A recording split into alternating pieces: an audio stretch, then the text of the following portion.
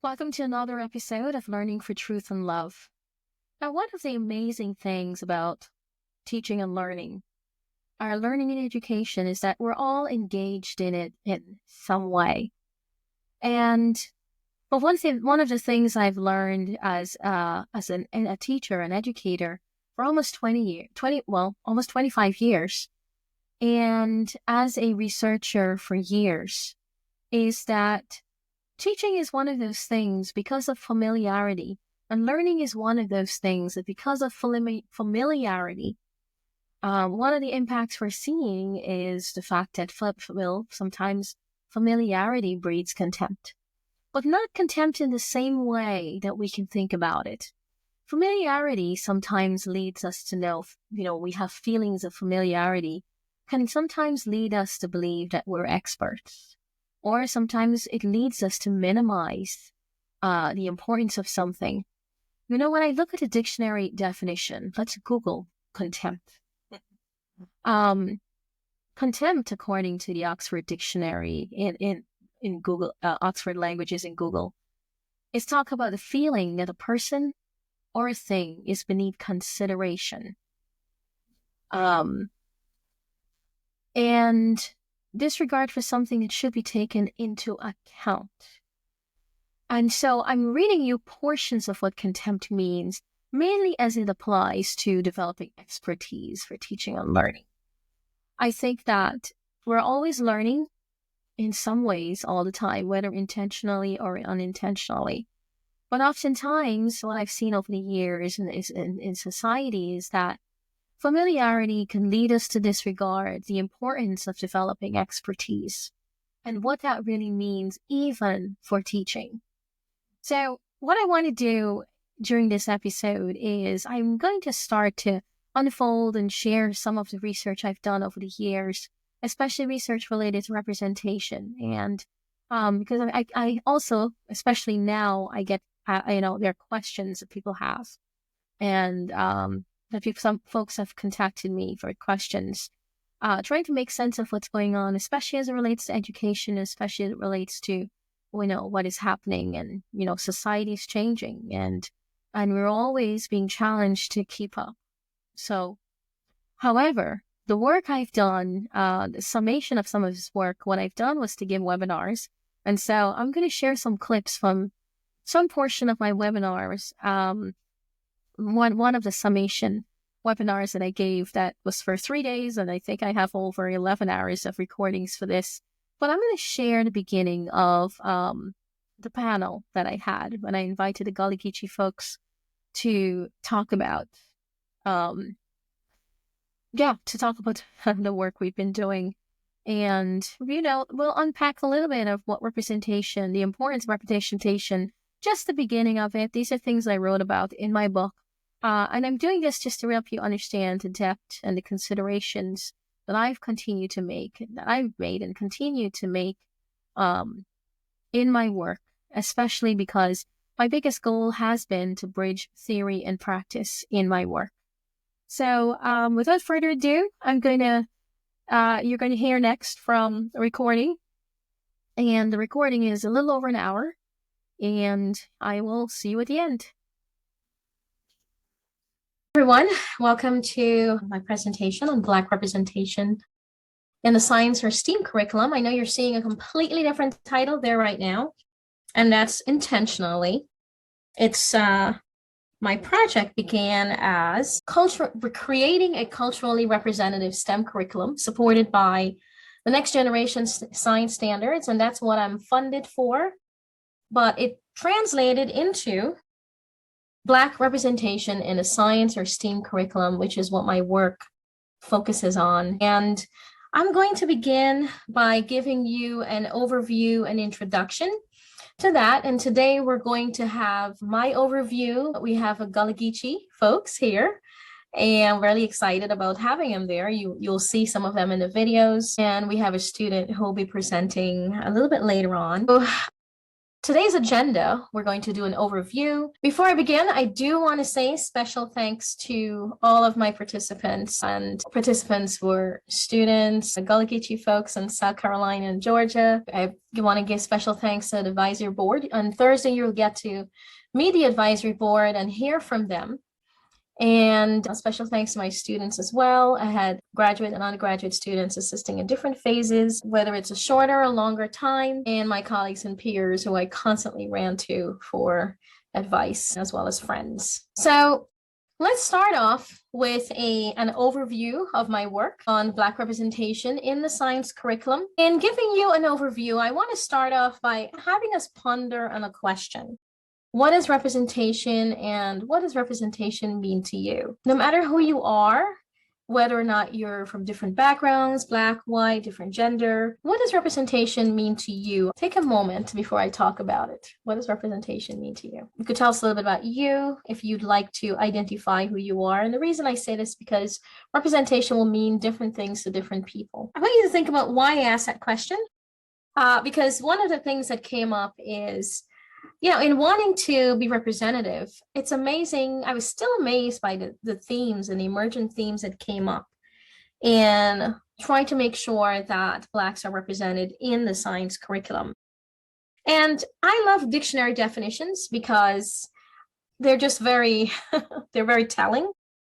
So when you think about representation, the action of speaking or acting on behalf of someone, so many ideas about representation came up in my research. The ideas that over the years, people have maybe spoken or acted or believed they've spoken or acted on behalf of Blacks everywhere, or Blacks especially in the United States, or portrayed a certain way, act of doing something on another's behalf. And if you notice, the word behalf keeps coming up.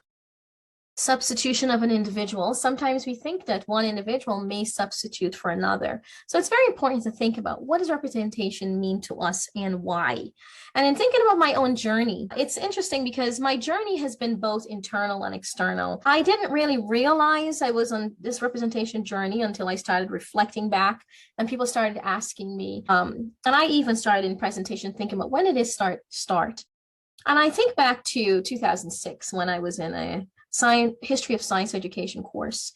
And we had to read book like History of Ideas in Science Education, or The Science Education of American Girls. And of course, I read it with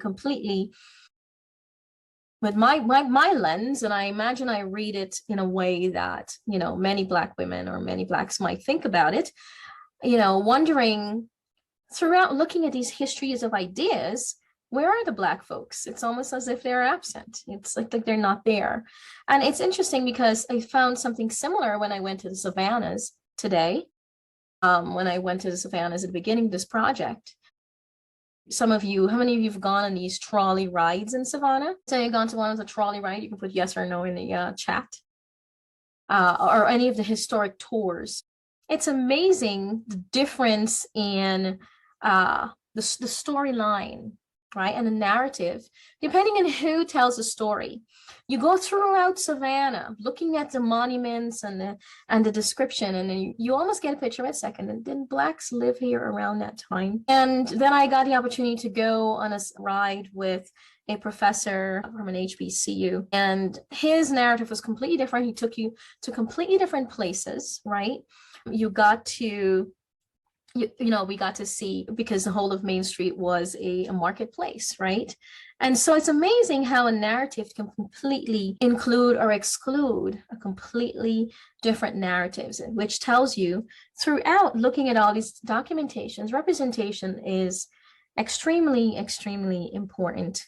And so one of the reasons I focus on Black representation in the science curriculum is that as I continued my work, and this was even before I got to this place. As I was in college, going through grad school and, learning about cultural development pedagogy and multiculturalism and all of these different ideas. And as a classroom teacher, I couldn't really figure out at the time what it meant for the classroom, what it meant for the science concept, the science topic that I was teaching. And different people did different things. And so, I asked a lot of questions. So what does it have to do with Black people? right? Because it's interesting to see, you see one picture, but then you hear a different narrative. And, you're wondering, wait a second, does this really fit together, in terms of asking yourself questions? What does it have to do with the history of African Americans and Blacks? What does it mean for classroom implementation? And who defines that content and process? And how do we approach these from those perspectives of Blacks, right? And most of all, right now, more and more with the work I do is how can they be identity forming? How would they impact us now today? And so my goal became to go beyond ceremony. My goal, go beyond ceremony for the inclusion of Blacks in the science curriculum. The ceremonial role, as you can tell, I don't really have too much, I just can't do the ceremonial thing. So that really is my goal. How do you meaning Blacks into the narratives, into the science narratives, not just by using scientists' biographies, but by understanding where Blacks were taken out of different narratives. How do we put them back in those places where they belong?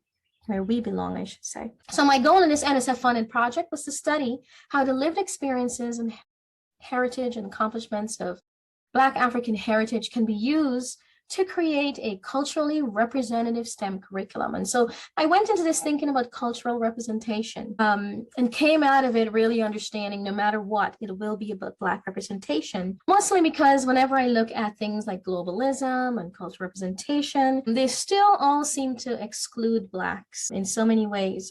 And so I approach this work with many assumptions that focusing on Black representation will not only include Blacks, but will include everyone else, because everyone will make sure that there's a place for everyone else. But having everybody else included will not necessarily include Blacks. And so those are the assumptions that I make when I do my work. And so this work explores the cultural resources of African American Gullah Geechee peoples of South Carolina. I did forget to also add places like Georgia and Florida, but I was only mainly in South Carolina and Georgia. And so I focus on using best practices in science, content, and pedagogy. When I'm talking about launching the lab, I'll talk to you about my own training in terms of what it is I did to get to this point. And it's really thinking outside of the box about what these narratives mean and how to think about them. And so I only got the opportunity to go to mainly St. Helena, and I will let Mr. Grant tell you a little bit more of the areas where in Georgia I went to when we get to the Gullah Geechee panel. But I wanted to show you the areas along the coast. These areas here were predominantly African Americans because they were mainly swamp areas. And I know that many of us can't imagine African Americans living in such a way where, we African American Gullah Geechee specifically had access to boating as well as land at the time. What happened is malaria afforded them the unique opportunity of being isolated.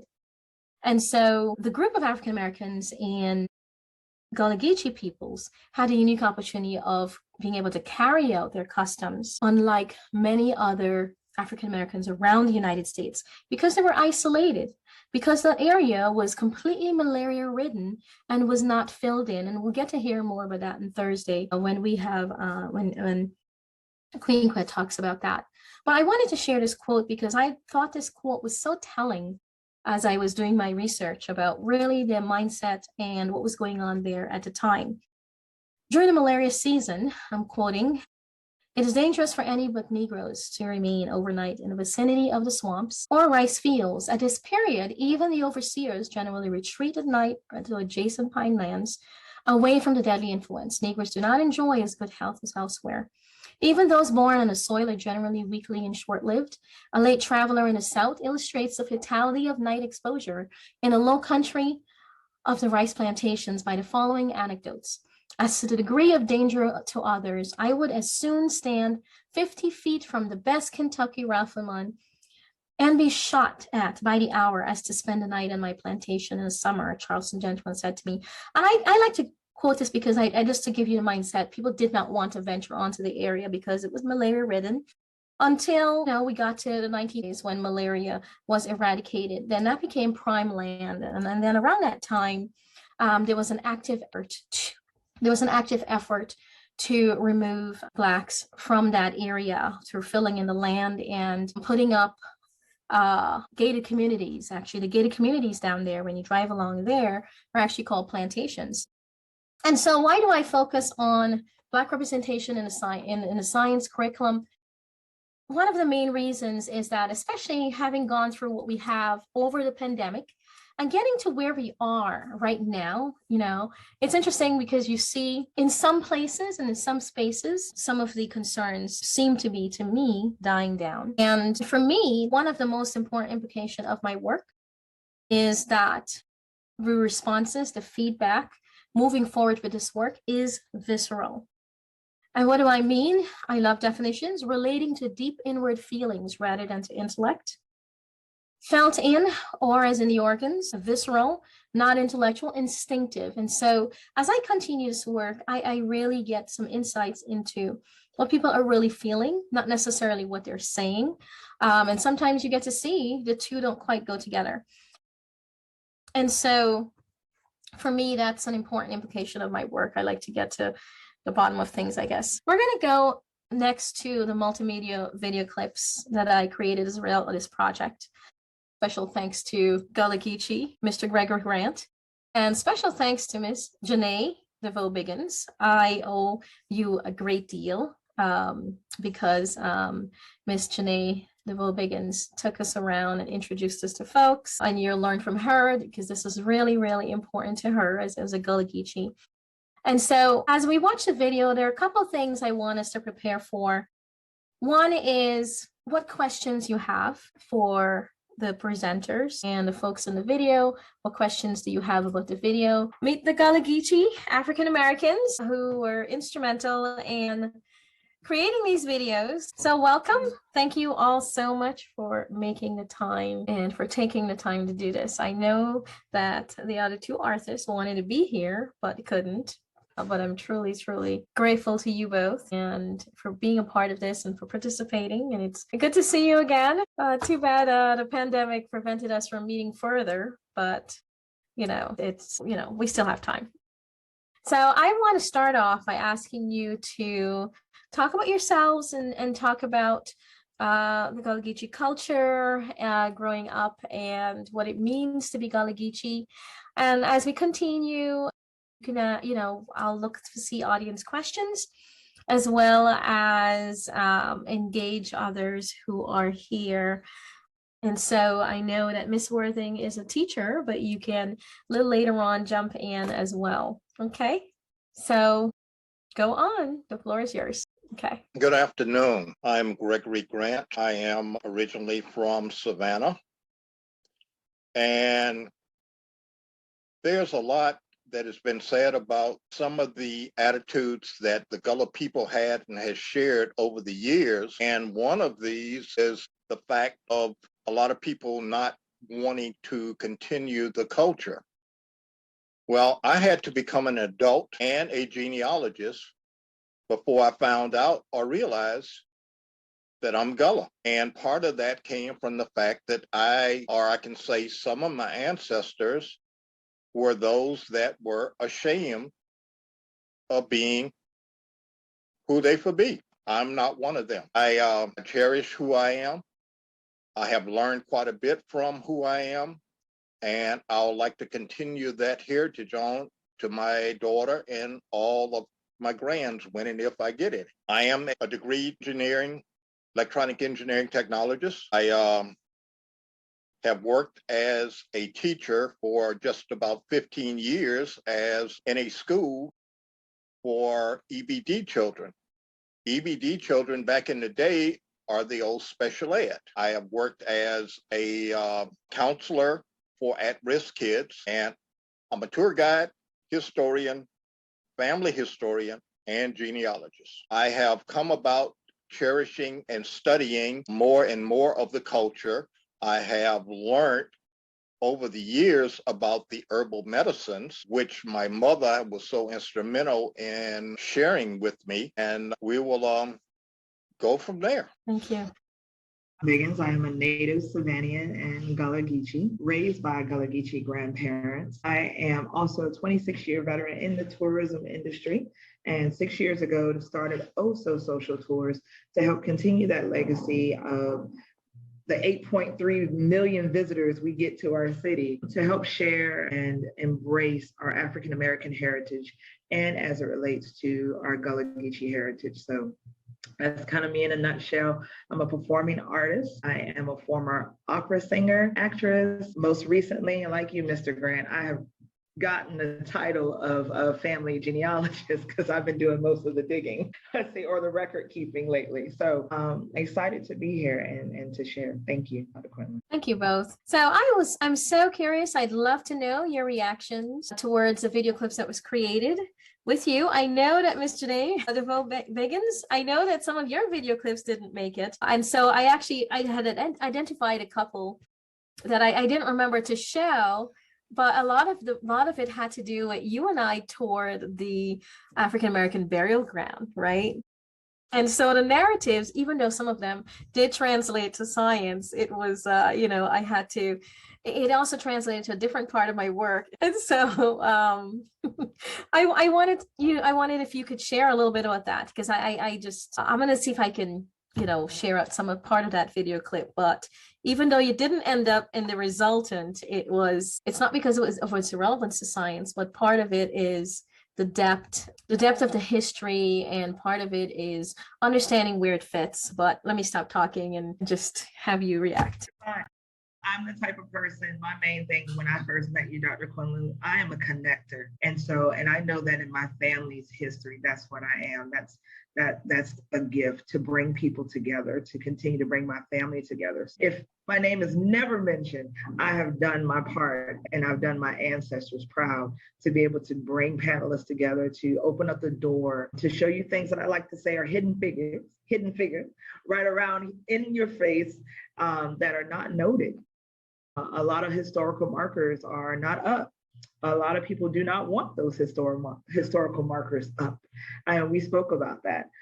So for me, from birth to death, Geechee history, we have rituals and things that are part of our culture that are indigenous to us, that others have embraced over the years, because not only are we connected inner to our family, but as we embrace other cultures into our family, and people move other places, they marry through other cultural differences, and they bring that melting pot together. And we see that in our marriages. We see that in how our funeral processions, how we honor life and how we honor death, and how we continue to honor our ancestors through even in their passing. And so I know we laughed at one of the things about passing the baby over the casket, and what does that mean? And why do people decide to pass the babies over the casket? And what does that relate to? Or we don't step on graves, and we don't try to do that, and honoring the dead, or the respect of our ancestors and how they're honored.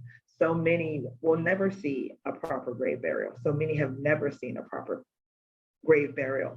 And so because of the work of like Mr. Grant or Queen Quet and so many others in this area and abroad, are bringing that respect back, bringing those rituals and making those notations in history, so that my generation, generations behind us, can have some kind of relevance to go back to and say, Grandma and Mama were buried by the water. Why were they buried by the water? Because we believe their spirits will go back to their home. Why was Mom and Grandma buried? Where's their marker? Why don't they have one? Maybe they could not afford one. Maybe Massa didn't build that and gave them that tomb, but they gave them borrowed to. And so we learn those things over time, as we go back to our land. My family, specifically my grandfather's family from St. Helena and Ladies Island, being able to go back to our ancestral home, which is DeVoe Plantation, and learn so much about our shouting house, and as it relates to how my family is buried behind the church and on the land, and how they were able to get through that. I would be here all day to express that, but in saying that, I'm just grateful to be able to have shared that information, knowing that it will transcend to more research and to more digging, and just pique someone's knowledge to want to know more about it. So I'm excited. Thank you so much. I do have a question to come back to you, but I wanted to say in the same way, there's so many narratives that we talked about as well, Mr. Grant, that did not make it to the final cut, but it's not because they're less important. And as a matter of fact, they're extremely important. But my thought was also to begin to discuss them with adults. I think they're very important, especially to adults who are influencing our children, to understand where a lot of the thinking comes from. I think that's been also the fascinating part of this whole journey, where, I got to, almost travel through time, and see where some thinking is derived and came from. I think the thing that struck me, Mr. Grant, that you and I talked about, it kept, one of the things that kept coming up, even though it hasn't made it to that particular part of my work, had to do with, well, part of it was, and it's interesting because I found myself having to bring it up. Reason why is because that's not the focus of my work, but I'm still fascinated by the fact that we talked about things related to gender differences as well. I think a lot of times, and I bring it up because people do research on it. And sometimes I think even in reading the ideas that I read about, sometimes we don't really understand why it is we come to orient ourselves in a certain way, right? Especially when it comes to, Africans coming here to the US. And that was significant. And we see that a lot of our roles have changed, right? So, Mr. Grant, I know you and I talked about that more. If you can talk a little bit about the role changes, feel free to take this wherever you want. It doesn't have to be that. But I just wanted to prod you on there. Okay, one of the other hats that I wear also is that of a basket maker. And this is one of the roles that has changed. Early on, when we first were taken from Africa, many of the baskets were made by the male. Now, once we got here, and my theory is that once they realized that they were getting more work out of the men, harder work in the fields, then they reversed that role of the basket making more to the female. Even though a lot of places the baskets were still continued to be made by men, but predominantly when you think of baskets today, you basically think of females. And you see, well, there's several of us that still make baskets, but that is one of the roles. In the rice fields, working the rice is woman's work. That's woman's work. The woman controlled the planting. She controlled the harvesting. She controlled the flooding. She brought the knowledge of the rice. Even in Africa, she still had that knowledge and she worked the rice. We, the men, it was our job to keep everything in balance and to keep the land to a point to where the rice could be held. We maintained the stocks. We maintained the dikes. Originally, we cleared the swamps. And what is very unique about clearing the swamps is anytime you go to a swamp and you see the large trees, you have to realize that the planters refused to allow their four-legged beasts to go out into the swamps because they may have gotten injured. But it was okay for us to go into the swamps, cut the trees, remove the stumps, and to remove the logs. It didn't matter for us if we got injured. And one of the things a lot of people do not realize, and you touched on it, about how treacherous and hard the work was in the rice fields, you have to look at the respiratory conditions. You're working over water, ankle to calf or knee deep, and you're sitting there breathing in this stagnant water for hours on hours on hours. And one of the things, now I'm gonna take this a little different for some of my scientific people, is there a connection between some of the upper respiratory illnesses that we have today that did not come from the ancestors working in the swamp infested fields back then? So that's another program later. But we continue to do things in the same manner today, and that's one of the things that we have to get back to. One of the early questions were, how can we get our story told? Using two African proverbs, of which one you used yourself. The first one is, a mosquito cannot teach an elephant to be an elephant. And the second is, until the lion gets a storyteller or a writer, the hunt will always favor the hunter. So until we get our own historians out here writing the story or speaking the story or living the story, then we will stay in the shadows. And when you truly look at our history and truly look at who we are, we're not shadow people.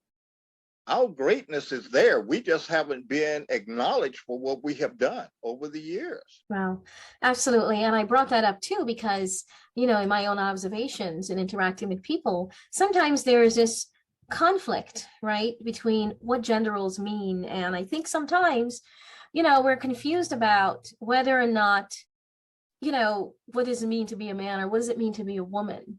Right. And I think that there's a great deal that we can learn from our own ancestry, things that we can learn from our own ancestry about defining moments and what it means to be a man or a woman, that I think in some ways is healthier for us. And I think that maybe in some ways, emotionally healthier for us. I think we need to go back to some of understanding those ways, because I think that we were in trying to and attempting to fit into what Western ideas about what it means to be a man or woman. There's so much conflict, I think, that we conflict in so many things, and we don't really realize what the source of our conflict is, because Western culture, we learn, you know, how not to respect in some ways maternity, which, you know, I think that we can learn a lot from our ancestry. A lot of that was intentional. When you look at the early breeding of young people, and like on some of the tours I do, especially when I have 12, 13-year-olds, they were unaware that in some of the areas in which they slept at night, they were stripped of their clothes, and both male and females were placed in there together. That way they incorporate sexual activity. So when you have that permissiveness there, okay, you're changing the rules of which we lived. Okay, when the wife can be taken at any time and taken to the big house when any time a guest was come there, that role is changed again. When the husband is used for breeding stock, of which I met one gentleman who found out that his ancestor was a male breeder. His ancestor was a buck. And I would hate to see his DNA tree, because he probably had relatives that no way that he knew anything about. So this is why I say it was intentional, because it was the breaking of the culture, of the strength of the people who they knew were a very strong people. Thank you. Mr. Day, were you going to add something, or I can go ahead? I was agreeing with Mr. Grant. I had the same discussion this morning to some tourism professionals, and I said, you know, some of these words that we use as terms of endearment, not really, no. Where we say, oh, he's just a young buck, that heifer over there, and we embrace these words, and they really weren't good words in our culture, in our society. But because those are the words we heard, you know, and how it was used, our ancestors were like, I told that heifer to go and bring this right here. He's just a young buck. He don't understand. He still got milk around his mouth. And this, in these terms and how we use that language, and it gets passed down and passed down and passed down until they're not realizing what that term was for and that male or female role. And I was just thinking about that while you were saying that. That came to mind, those words that were used that I know I heard growing up and continue to hear, you know. Well, the further you get away from the source, which is when it happened, the softened that word becomes. And as each generation consider that is not bad, then it takes the strength away from the word. Wow. I can tell you, I learned so much about origins doing this work, even when it comes to the way I approach diversity issues, not just when it comes to Blacks, but when it comes to whites. The importance of origins, you know, where a lot of people don't realize where certain things, ways of thinking come from. It's amazing, you know. And Ms. De Voe Biggins, I'm remembering some of our conversations as well, you know, in that burial ground. I want you to tell the audience a little bit about, I know we talked about the move to of the African American ground into the new space, but what I was struck by is how it is even onto death, right? Even onto death, we see economic disparities at play, right? And so I go ahead. You're bursting there. I don't want to get on the soapbox too much, but yeah, so Lower Grove Cemetery, north and south. I know I take right. No play on words, north and south, with a highway running straight through it.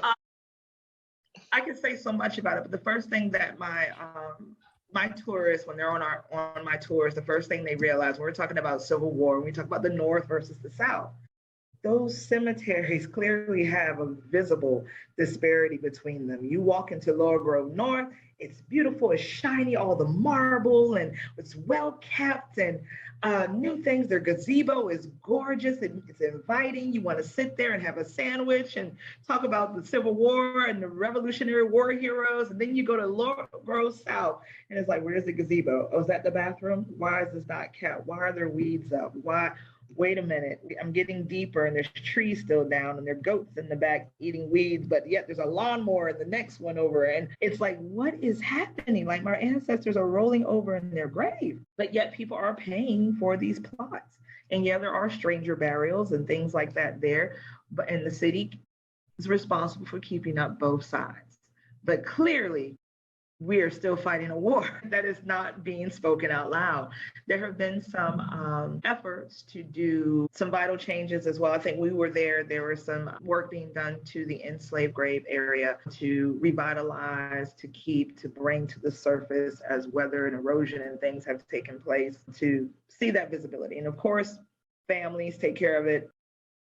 If those families are still here to take care of some of those grave sites, but clearly you can see the light in the dark when you get into those cemeteries. And there's so many influential African Americans buried there, from Masons to war heroes to enslaved people who were a vital part of the community because they were able to receive an honorable burial. And even those who were moved from Whitfield Square and brought there, or other locations from downtown to there, we owe our ancestor a better memory, I should say. People should be able to come and walk in that cemetery to the right and say, wow, this is amazing. It's going to take me days to go through here. And then go to the left and still say, wow, this is amazing. The African American contribution, even after death, to be able to see who is buried here outside of these pastors and preachers. But what about the war heroes? What about those who helped others to escape? What about the rappers that are buried there that made platinums and Grammys? You know, it's bigger than that. And so I am hoping that our city pulls together and create a greater philanthropy to fix it. It's visible, fix it. And I know that at the time you and I interviewed, which was 2019, I don't think you didn't have this business yet, right? With the touring. I had it, but there are certain rules in place in regards to being able to tour the cemetery. I go in there. What was that? I break the rules and I go in there. You know, someone says, hey, I want to walk. Tell anyone. I tell them all the time, I will make a donation when you clean up. But that's just it. I've been in business since 2016. We had just recently started that, and in that area where there was such a thriving African American community of businesses, from taxi cabs to food places to bakeries to laundromats. And, you know, as you saw for yourself, you know, some of those buildings are boarded up. You know, some of those homes or families have gone on, but yet there's a slight bit of revitalization happening, and some of those families are still there and gladly taking a part of resources that are available to them to continue those legacies. Thank you. Wow. You know, it's interesting you said that, because I'm thinking now, listening to you talk, I'm remembering how struck I was going down there and having done the research afterwards, well, not afterwards, but having done the research and go down there, I was struck by how much of Gullah Geechee culture I saw even within the shops and the stores. And I know that even though I didn't come prepared to talk about the Gullah Geechee Act, that part of it, the Gullah Geechee Corridor, was created to preserve Gullah Geechee culture.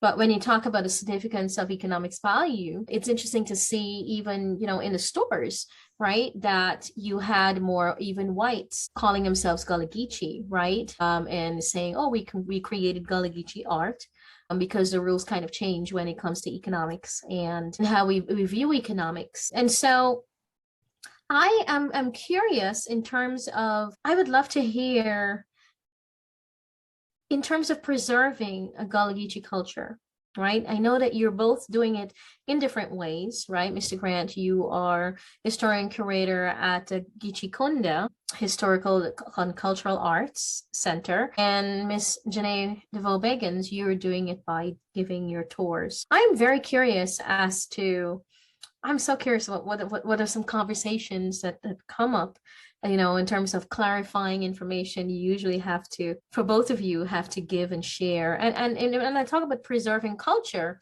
I'm not just thinking of, things you have to correct with people, but also thinking about, representing, like in terms of, well, let's start there. That's something else. Go ahead. I can say for me, when we first started our tours, our greatest representation of demographic was Caucasian. The UK, Australia, Asian market were heavy. Those were some of our greatest patrons that would come and take our tours. And so most were more interested in like how we prepare our food. I went to Louisiana and gumbo is like this, and how do you cook it in Savannah? And or shrimp and grits is popular. What do you do this and that? And what is fatback? And we don't eat coon. Well, we do. We have. And if you don't like coon, or the preparation of it, or putting the hog in the ground, and all things that they have seen or have been romanticized. They're fantasized about it because now they're engulfed in an area where this is life. This is not a TV show. This is not a storybook or a movie brought in public's eye, but glad that some of those things, and I know you talked about that earlier about our representation. A lot of times I love to use the word romanticize. It's made beautiful. It's sometimes not given rough and rugged as it has been given, got out of the mud. And so it's hard for me sometimes to decipher. I try to understand how they're asking the question. Where is the question coming from? Is it coming from a place of, I don't want to say just pure ignorance, because I know most of these people are well educated, book educated. They've done their part. They love to travel, to get engulfed and immersed into the culture, but you can't do it in a day. You really can't do it in a day. So I always share and say the individuals that I look up to that are surrounded by me, they live this life. I live this life. I know what it's like to go on a field and know when to turn, and you can't put another crop behind cotton, and you have to, this is how we build tobacco, and no one went to the store to get cigarettes. And like Mr. Grant said, yeah, Big Mama, you got sick, there was no going to the doctor. Put this salve on, let me rub some of this, here's some methylate, we made our own methylate, here's some oxidine soap that we made, and this is how we wash, and this is how we get the elbows being dark, and all these things that are part of our culture. You can't give that all to you in one tour, but what they see, it's a remnant of a piece of history. And sadly enough, we find it in a cemetery. We find it inside a museum that's hidden by things that have been colonized. And so we try to embrace that. I love the work that Mr. Grant and Queen Quet does. They're living this life. They're literally living out the legacy, and it's tangible. It's tangible for them. So it can dispel the ignorance. It can dispel the innuendos of how we truly lived our life in this area, despite it. No, the kids were not happy about playing with other kids. They're kids. They didn't know the difference until one got beat or one died. They're like, oh my gosh, what is this going on? Or the questions that come up sometimes are, how do they celebrate Christmas? What do they do for their birthday? And some didn't even know their birthday. I'm like, so it just comes and goes. But, just understanding that I try to embrace those questions and understand that everyone's not on the same table. But when they're asking, they genuinely are thinking, like they're looking at their own life like, dang, I know when my birthday is. And my grandmother knows when she was born, and it was documented. Well, my grandmother doesn't. She thinks she was born between these 3 days, and they had a midwife, and, this person birthed her, and it was on Joe Lane, and so it's those small things that we take for granted, knowing the time of day that we were born, knowing the time and day when they were deceased, where they're actually buried at. So you can go back and, memorialize them. And a lot of our African American community, Gullah Geechee community, cannot say that, So yeah, we have a lot to do. Wow, thank you. Mr. Grant, you were going to add something? Well, one of the things is she used the word ignorant, and she said, no, they're not ignorant. Yes, they are. And by ignorant, I'm talking about they do not have the knowledge. Sadly, far too many of them do not want the knowledge. Okay, one of the ways like protecting, one of the last things that we truly have as a culture is the basket making. I have gone to classes, and far too many times people want to know, how do I start a basket? I do not teach starts unless I know you are going to protect what we're doing.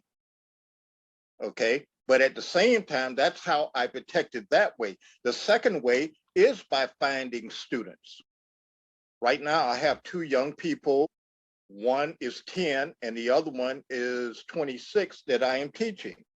I am protecting it by spreading that knowledge on, because one day I won't be able to sew, which I'm just about close to that point now. And then there may be one day I may not be able to spread that knowledge. So just as my mother protected and made sure that I knew of the herbal medicines, this is what we're doing. Again, this is what I'm doing. And give you a little insight. In the video, we were talking about the cotton seeds and how they were used different ways. Do you realize on many of, I hate the P word, that plant anywhere, the work camps, a woman was punished if they went into her cabin and found a cotton root. And the reason for that, and especially if she was raped, the cotton root was used for abortions. So that meant that if he raped her, the chance of him having another child coming out of there was being removed by having the root used. So this is some more of our ingenuity and stuff where we had to protect ourselves every little way. It's just like in a lot of ways, a lot of those planters died because they thought that they had an ulcer. They thought they were having a bleeding ulcer, when in all reality, one of those glass molar and pedestals worked wonders in crushing glass real fine, and then you spreading it in the food that they were eating that night. So that's where a lot of the bleeding ulcers came from. But we have to protect our culture. We have to get more people who are living the culture to bring the younger people in so that they can see. Like one of the questions I ask everybody, how many of you have a plant in a bucket? That's the beginning of us becoming self-sustained again. How many of us live in a community in which there's a vacant lot? If there's a vacant lot, there's a source for food. Many of us live in vegetable deserts. But if we grew our own, we could do this. We have to take this knowledge that we have from the people who have this knowledge and go back and use it. This is how we sustain. This is how we were able to maintain the culture and everything for all these years, is because we did not stop practicing who we are. And this is what we have to continue. Thank you. You know, like I have 1,000 things crossing my mind right now, because you're reminding me of a couple of things we had talked about, and I'm paralleling it with our education and the education of our youth. And sometimes I wonder about that when it comes to our own gaps in understanding, right? And reasons for our own gaps. That's just kind of mulling that in my head. But I want to talk about our children, right? The whole goal of creating this is for, educating our children, and our children, considering, which is part of why I'm doing this work. But quite a few of our narratives didn't make it into my final curriculum or video clip, because there's so many considerations for our children. Oh, yes, our past was very brutal. Our past was very, very, bad. And so what do we think it's important for our children to know or not know? And so others have done this to our ancestors, and our children, yes, need to understand it at some point. The question is, at what point, right? When is a good time for them to know and understand the past? And sometimes, I have several schools of thought when it comes to thinking about the past and what's important for students to know. and for children to know. I want to invite Ms. Dominique Werthing into the conversation. And I want to invite your reaction as well and invite your questions. Ms. Werthing is an elementary school teacher and very, very important work here. And I want to, invite you to give your own reactions and feedback. Good afternoon, everyone. Thank you, Dr. Quinlan, for having me. This has been a great conversation so far. And I think myself, I'm also learning. And I think as an educator, we are lifelong learners. And every day we learn something. I learn something from the students every day as well. And that kind of goes to show that we're never too old, never too young to learn. And kind of going back to your question, Dr. Quinlan, when should we introduce certain things to our kids? What is specifically important for them to know? It's so much that's important. Even just having this conversation today, I feel like some of my students, if they grasped one thing, they would have learned something else about themselves and about the African American culture. And that kind of goes back to our conversation in general, being able to represent the culture within our curriculum, and so much we don't know about. And kind of going back to what Ms. DeVoe and Mr. Grant have been saying, a lot of these things are hidden. And so unless we go back and actually be intentional about teaching our students about the plants, if we're intentional about teaching the students that, hey, this plant is actually used for medicine, the foods that you eat make a difference in your health, in your body, and how you function every day, then we would be able to prepare our students to be better people, not only as students, but within their community, and to be able to better help one another. Mr. Grant, you were talking about, well, this person here has the cane, but this person here has the tool to break that cane down and to extract that cane juice. But this person over here has this material that we might need. So bringing all of those resources together, we can then build our community. It's so important that we share these things with our children. And just as a teacher, like, I'm in awe of so much. Dr. Quinlan has been sharing so much of her research. And for me, I'm just very interested. I'm an educator in Maryland, but my background stems from Georgia. That is where my family is from. And so I'm familiar with eating cane, watching the cane grow, chewing on the cane, and just tasting those. Like, our kids don't know about these things. And literally, like we've been saying, a lot of the foods that we have, the medicines, they're coming from us, but we don't know it. And so we need to teach our kids that. And so then they can see themselves in the world. And then we need to teach them. And that comes to, okay, how can we then take these practical situations that we deal with in everyday life and then put that into our curriculum so that our kids can know about themselves? But, they're reading these textbooks every day, but they don't necessarily see themselves in it. So that then takes away that interest. Like Ms. DeVoe, you said, we're piquing their interest. The way that we pique their interest is making sure that they can see themselves within the curriculum. Thank you. Something else I was going to say, and it went out of my mind.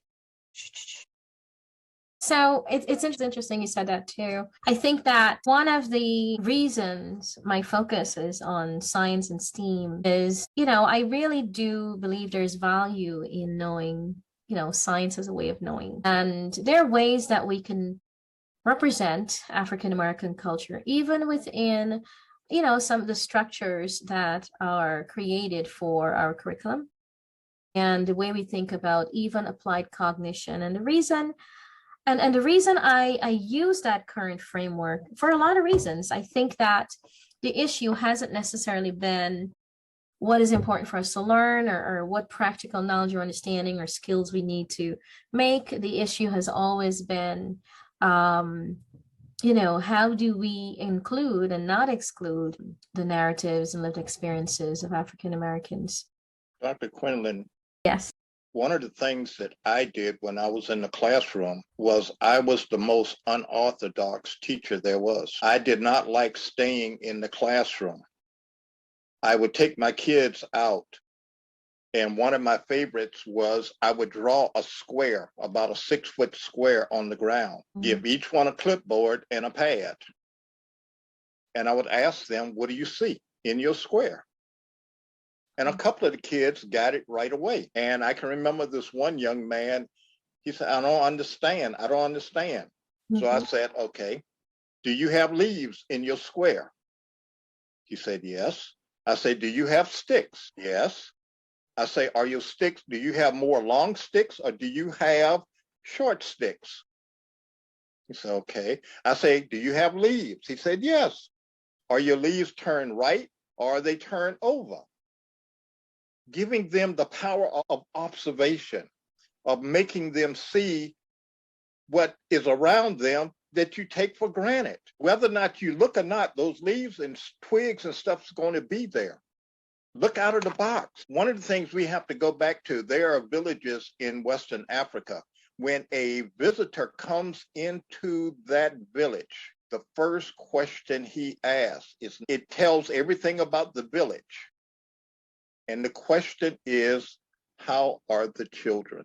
If the children are not healthy and strong, then that village is not healthy and strong. One of the things I've always told people, and it was kind of mentioned earlier, a tree, from the instant the seed starts to sprout, all the way to the moment that tree dies, that tree is growing. And that's how we should be with knowledge and spreading our knowledge, is that we should always be obtaining and we should always be willing to share. And we have to get out of this of not wanting I don't want to tell him that because he may be better than me. That's the whole idea. One of the greatest honors I had, I used to shoot, okay, here's another hat I used to wear. I used to shoot competitive archery. When my stepdaughter got to the place where she could beat me, my gosh, I was the happiest person in the world because I have spread, I'm growing. That is me. So this is how we have to get out of the conditioning of those 400 plus years that has been brought upon us. We have to go back to where we were sharing and gladly shared so that we could keep ourselves going and keep ourselves better. Wow. So I do know what I was going to say, and I know we're going to wrap up this segment soon, and I see Miss Nia Goodall is here. What I want to say is, when it comes to one of the things that kept coming up, I know, in our conversations is our relationship with Native Americans. I think that it's hard to do this without encountering our interactions with Native Americans, because they're very important to this land and important to us. And I wanted to ask if you could highlight some of that, those discussions, and, you know, whether it's ones we talked about, Mr. Grant, or ones that you even talk about as DeVoe Biggins on your tours, just as a way to honor our Native Americans. Okay, before this little hiccup that we've been going through for the last couple of years, Geechee Kunda would have their yearly event actually this weekend will be called The Gathering. At the opening of one of our gatherings several years back, we had Native people to come and do the opening ceremony. And they brought with them the knowledge that, yes, we recognized you were enslaved. Yes, we did work together. And there's very little differences in between the two of us. So this is that continuation. We helped them, they helped us. One of the biggest contribution is the formation of an Indian group that everyone takes for granted right now. And that is like in Tallahassee, there are two major colleges. And I'm not talking about the Rattlers. I'm talking about that other one that's just up the street, that FSU one, right? They are known as Seminole. What are Seminoles? Seminole is a corruption of the Spanish word cimarron. Cimarron is runaway. Who were the original runaways? It was the Gullah people coming out of South Carolina. February the 12th, 1733, the colony of Georgia was formed. They were running. One of the things that was bad was that the Spanish had told the ancestors, if you want your freedom, come to Florida. You only have three things: become Catholic, fight, and you got your freedom. We ran to Florida. Okay, for a lot of people, that was the first Underground Railroad. It went south. It did not go north into Canada. We went south into Florida. Okay, this is the beginning of the runaways. This is the beginning of the Seminole people. Then you had the combination of, like in 1829, when gold was being discovered in northern Georgia, the Cherokee people were run off of their land. The Creek people had already been run off by Oglethorpe. So we had this combination of them running into the Okefenokee swamps. General Jessup, in one of the so-called Seminole Wars, which I call the Gullah Wars, he wrote back to Andrew Jackson and said, "Sir, this is not an Indian war, this is a Negro war." Because we were doing the fighting.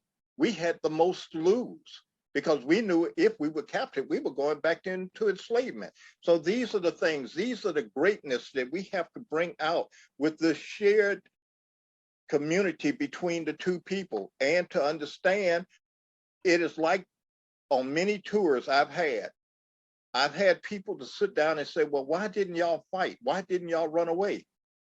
My question is, why didn't you write about it when we did? So that goes back to, we have to start writing our own stories. Absolutely. Wow. I definitely attest to that. So growing up in Georgia, we had to have Georgia history. We had to pass the curriculum for a long time, and we would fight that because looking at my ancestors, and like you said, the merging of those words, the merging of the Native American names, like we hear Geechee. It's an Geechee Indian name. Well, where's Geechee? Is that really Geechee? You know, that's your here. Right. Here we make that joke all the time. And, you know, we talk about Tybee, the first port of entry, and how camps were made around that. And the water was always a source for us to get back. And so when you're meeting Creek Indians who embodied this land, Blackfoot Indians and embodied this land, we say Native Americans. We grew up saying Indian. And so that was that merge, and people are like, they're so dark skinned, they're tan, or they're this melting pot of colors, and say, oh, well, this one has this type of hair, and this one has that. They must have Indian in them. And so, you know, growing up and learning that, like Mr. Grant said, it started from running for freedom. You know, that's how in our area we have one of the largest concentrations of African American Catholics, and that was one of the reasons why, because of that Spanish Revolutionary War, pre-Revolutionary War history and how that formed. It's like, I just can't see an African American being Catholic. Well, this is how this came about. Yes, came about, and how it started. All of these levels of that, and the names, and how it spread, and how it merged together, and how these tribes came together, just like in West Africa and over the continent came together, just like Europe came together to colonize. And so, yeah, it definitely played a huge part. Wow, thank you. And so we have about 5 more minutes to wrap up. Ms. Werthing, any final thoughts? I see, and then we're going to go ahead. Just as I said, I'm just in awe. Like, I'm taking notes. I am a teacher. I'm just taking notes here. And just some of the things that you're discussing, down to understanding, like, a college sport team that might be your favorite sports team represents this. That goes back to how we're here in DC talking about the name of the Washington Redskins, and those different things that we just don't understand unless we sit and actually have the conversation. And so I think it's very important that we're having the conversation today, but I think, as you all are all saying, we have to continue that conversation. And so it's my job to also make sure that it goes back into our classrooms as well, because, you know, one day we're not going to be here, and we're going to need that history, that culture to live on. And one thing that we might not know, our kids are very excited to learn about us. Our kids want to know more about us and where they come from. They want to see where they fit in. They want to know where they come from. And so the conversation that we're having, I'm just really enjoying, because then it's not only telling me more about myself, but then again, I'm like, okay, so how can we now integrate this into the classroom? Wow. Let me say one, and when you were talking about the sports teams, Florida State could just as well be called the Florida State Gullahs, as well as they could be the Florida State Seminole. Now, here's one that most people don't think about. There are 2 main colleges in North Carolina, and I'm not talking about the Wolfpack. I'm talking about the Columbia Blue and White one. And what are they called? The Tar Heels. What's the Tar Heel? a bronze ankle, the black foot, are food for thought. Wow, that's amazing. I mean, it kind of reminds me of using, the cowboy, right? Exactly. We don't know where the cowboy came from. It's not, I mean, we do, but it's just one of those that, and again, this is why I do work in representation, because we've intentionally changed representations of different words, right? So that we perceive them to not only mean something, but to represent something or someone else. And it's interesting. It's fascinating to see as I read throughout history, trying to understand what narratives can we embed in a way that is good and helpful to Black or white or other students, right? Just as we've embedded, or not even embedded, just as white Western narratives have been used to represent everyone else. I think that in this shared representation and looking for a shared representation in a space that we share is really my goal. And one of the helpful things in this work, in framing it in science, is that it allows, at least, as I go through this process, to really think about things that maybe we might not have thought of, right? To ask questions we might not have thought of. Why is this useful to know? How is this going to be helpful in shaping our perceptions? And I guess I'm sure people do know that and understand that, which is why I think there's a fight for that. But as you all talked about the identity forming usefulness of this work, it brings me to Howard and Howard students, which I have the pleasure of teaching Howard students and working with Howard students and their talents, and seeing the importance of identity formation, especially in our young and our youth, in trying to grasp and understand, where do we fit and where do we belong and what does this mean? I want to thank you all so much. Thank you so much for listening to that panel. I will post the link to the YouTube channel that will give you access to the video clips that were generated that can be used in classrooms, that were edited and focused for science. I wanted to give you a glimpse into the thinking and the rationale, even though the video clips were focused on science, and so were much more post-positivistic than the panel discussion. If you like this podcast and recording, please subscribe and like so that you can stay tuned for the next episodes. My goal in the next coming episodes is to share some recordings, presentations that I had done in the past that were not shared out with everyone, except those who were attended. Thank you very much.